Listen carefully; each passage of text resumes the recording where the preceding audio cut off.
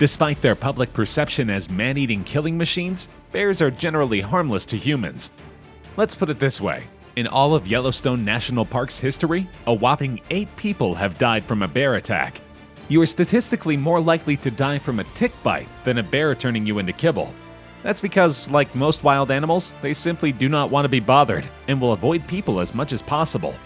If, however, you provoke a bear or get too close to their territory, or heaven forbid, attempt to touch one of their cubs, that's when you may find yourself in grave danger. Because while a bear may not want to attack you, it will if it feels the need to. Once a bear attack happens, if you don't know how to handle yourself, then the chances of you surviving it are slim. Before we discuss how to defend yourself against a bear, however, let's talk about a few ways to make sure a bear attack doesn't happen. The single best way to ensure Yogi doesn't mistake you for a picnic basket is to make sure that it knows you're there. If you're hiking or camping in an area where bears are known to hang out, make noise. Talk loudly, clap your hands, sing, strum your guitar obnoxiously loud, or do whatever else comes to your mind. Far from annoying the bear into attacking you, the noise you make will convince the bear that this area will not offer the privacy it desires, and so it will stay away. Unless, of course, you play Wonderwall. That might anger the bear enough to claw you to bits. While bears don't like your noise, they do very much like your food. So when you're camping, make sure to produce little waste and leave absolutely none of it behind. Wrap up all your food and secure it before retiring to your tent for the night. If you can throw anything away, do so away from your campground. If you leave food out or dump it in a nearby bin, you might just hear a giant fuzzy buddy sniffing around your campground at 2 in the morning. Now, remember when we said to make noise? This does not apply if you actually see a bear in the wild. If you happen to spot one while hiking around, that is the time to be as quiet as possible. Make sure the bear doesn't notice you, for if it does, it may charge at you. After all, you are now in their territory. Should this happen, there are things you can do to survive your encounter with the bear. For starters, never run. Yes, you will want to run, we understand that. The bear is much bigger than you after all.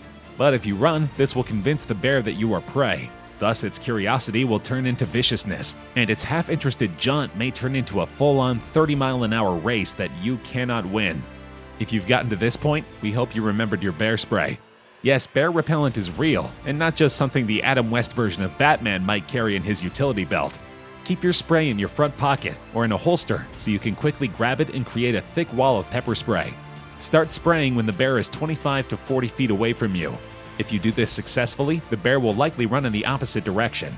We recommend spray and not guns, because despite how cool it may sound, shooting a bear is perhaps the worst solution imaginable.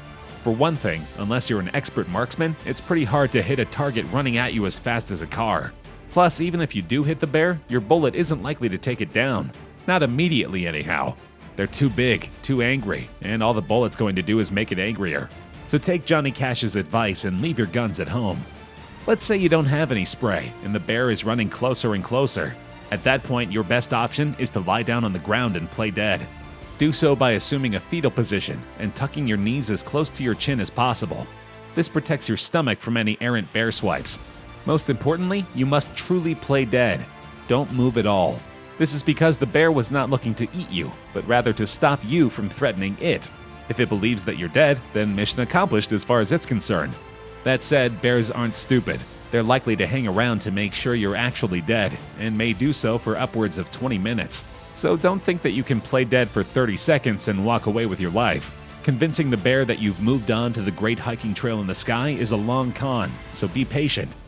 Let's say none of this has worked. The pepper spray went nowhere, the bear doesn't believe that you're dead, and it's ready to attack.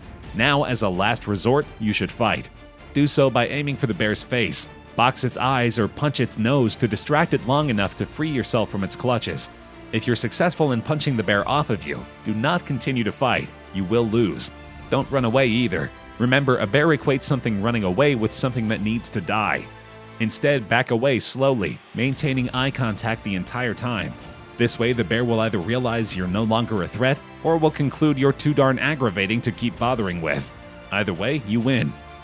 As you can see, while it's possible to fight a bear, it's far better not to. Avoidance is the best strategy. Don't provoke the bear.